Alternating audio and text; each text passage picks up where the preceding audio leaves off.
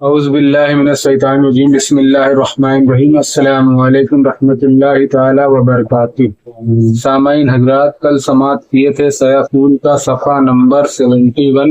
آج انشاءاللہ سماعت کریں گے صفحہ نمبر 72۔ ایک بار درود پاک پڑھ لو۔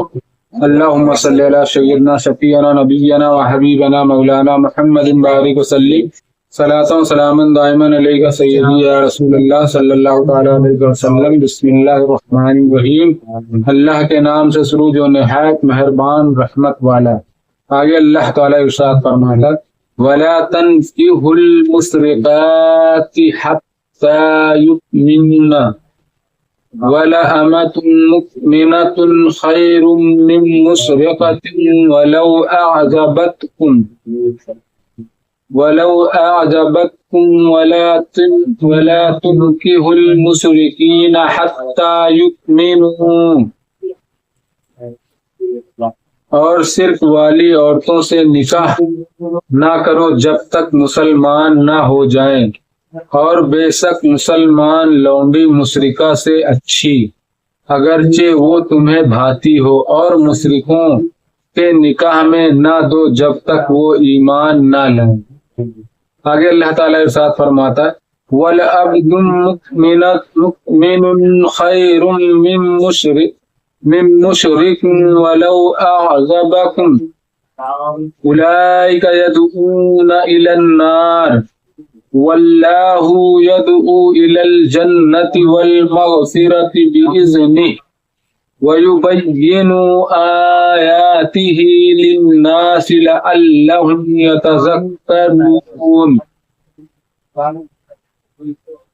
اور بے شک مسلمان غلام مشرک سے اچھا اگرچہ وہ تمہیں بھاتا ہو، وہ دوزخ کی طرف بلاتے ہیں اور اللہ جنت اور بخشش کی طرف بلاتا ہے۔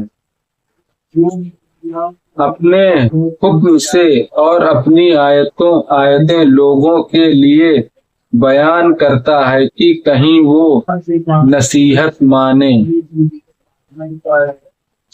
آگے اللہ تعالیٰ ارشاد فرماتا وَيَسْأَلُونَكَ عَنِ الْمَحِيضِ قُلْ هُوَ أَذًى فَاعْتَزِلُوا النِّسَاءَ فِي الْمَحِيضِ وَلَا تَقْرَبُوهُنَّ حَتَّى يَطْهُرْنَ فَإِذَا تَطَهَّرْنَ فَأْتُوهُنَّ مِنْ حَيْثُ أَمَرَكُمُ اللَّهُ إِنَّ اللَّهَ يُحِبُّ التَّوَّابِينَ وَيُحِبُّ الْمُتَطَهِّرِينَ۔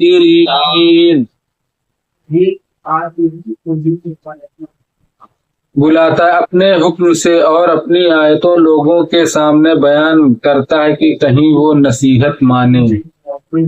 اور تم سے پوچھتے ہیں حیض کا حکم، تم فرماؤ وہ ناپاکی ہے، تو عورتوں سے الگ رہو حیض کے دنوں، اور ان سے نزدیکی نہ کرو جب تک پاک نہ ہو لیں، پھر جب پاک ہو جائیں تو ان کے پاس جاؤ جہاں سے تمہیں اللہ نے حکم دیا، بے شک اللہ پسند رکھتا ہے بہت توبہ کرنے والوں کو، اور پسند رکھتا ہے شکروں۔ شان نزول حضرت مرشد گنوی ایک بہادر شخص تھے۔ سید عالم صلی اللہ علیہ وسلم انہیں مکہ مکرمہ روانہ فرمایا تاکہ وہاں سے تدبیر کے ساتھ مسلمانوں کو نکال لائیں۔ وہاں عناق نامی ایک مشرکہ عورت تھی جو زمانہ جاہلیت میں ان کے ساتھ محبت رکھتی تھی، حسین اور مالدار تھی۔ جب اس کو ان کی آمد کی خبر ہوئی تو وہ آپ کے پاس آئی اور طالب وصال ہوئی۔ آپ نے بخوف الہی اس سے اعراض کیا اور فرمایا کہ اسلام میں اسلام اس کی اجازت نہیں دیتا۔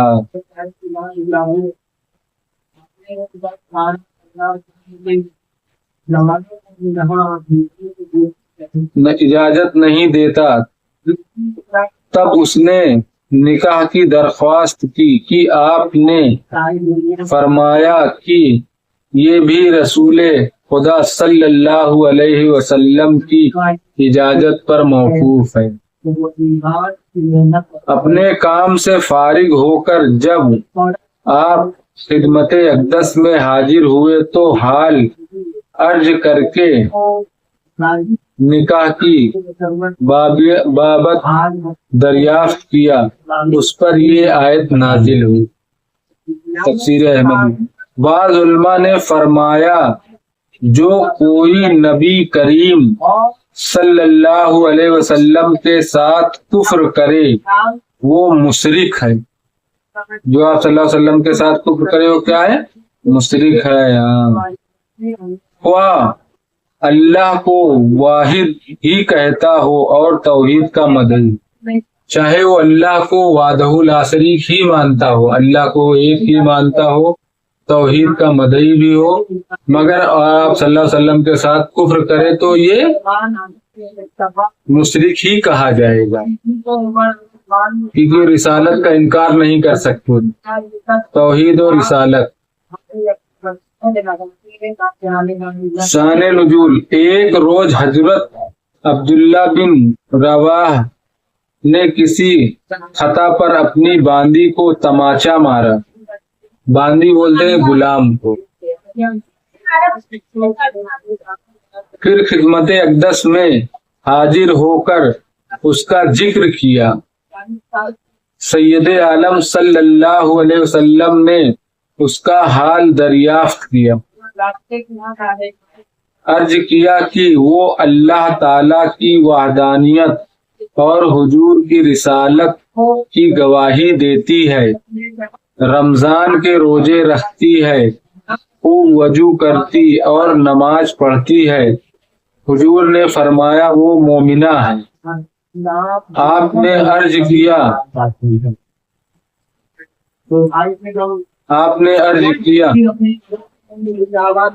تو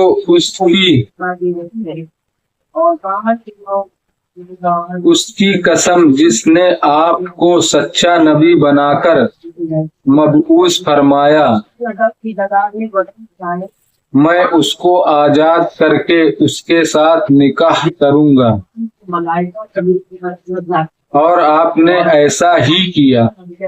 اس پر لوگوں نے طعنہ زنی کی کہ تم نے ایک سیاہ فام بندی کے ساتھ نکاح کیا، باوجود یہ کہ فلاح مشرکہ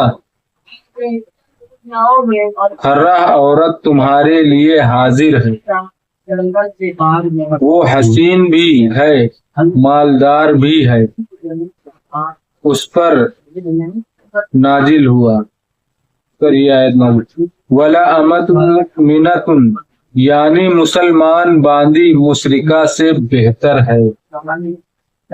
اگر کوئی بہت امیر ہے، بہت پیسے دار ہے، بہت خوبصورت ہے، مگر وہ مشرک ہے، اور ایک سامنے مسلمان ہے، غریب ہے، کمزور ہے یا کچھ بھی ہے، تو اس سے وہ بہتر ہے۔ ان لوگ کو لگتا ہے کہ وہ بہتر ہے، مگر اللہ فرما رہا ہے کہ وہ اس سے بہتر ہے اگر وہ مسلمان ہے۔ خواہ مشرکہ آزاد ہو اور حسن و مال کی وجہ سے اچھی معلوم ہوتی ہے، پھر بھی وہ بہتر نہیں ہے، بہتر یہ باندھی رہے گی، غلام ہے جو وہ مومن ہے۔ تو یہ عورت کے اولیاء کو خطاب ہے۔ مسئلہ مسلمان عورت کا نکاح مشرک و کافر کے ساتھ باطل و حرام۔ آج کے دور میں جو کسی بھی کافر یا مشرک سے شادیاں کر لیتی ہیں، جو لڑکیاں ہیں گھر سے بھاگ کے چلی جاتی ہیں یا کسی طرح سے بھی شادی کر لیتی، تو ان کا ٹھکانہ سیدھا کا سیدھا کہاں ہے؟ جہنم۔ ان کا نکاح بھی نہیں ہوگا، وہ حرام زندگی گزار، اور حرام کام کرنے والے کا ٹھکانہ جہنم ہی ہوتا ہے۔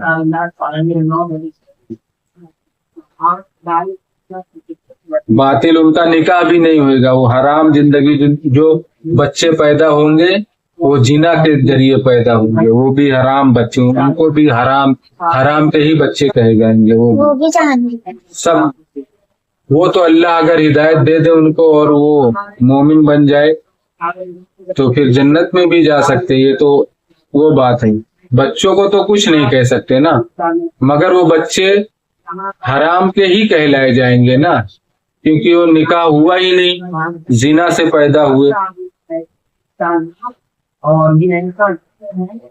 اور اسی پہ ٹکے رہیں گے، وہی رہیں گے مشرک یا کافر ہی، تو پھر وہ بھی جہنم میں ہی جائیں گے۔ تو ان سب سے اجتناب ضروری ہے، کافروں مشرکوں ان سب سے دوستی بھی نہیں رکھنی چاہیے زیادہ، اجتناب ضروری ہے، اور ان کے ساتھ دوستی و قرابت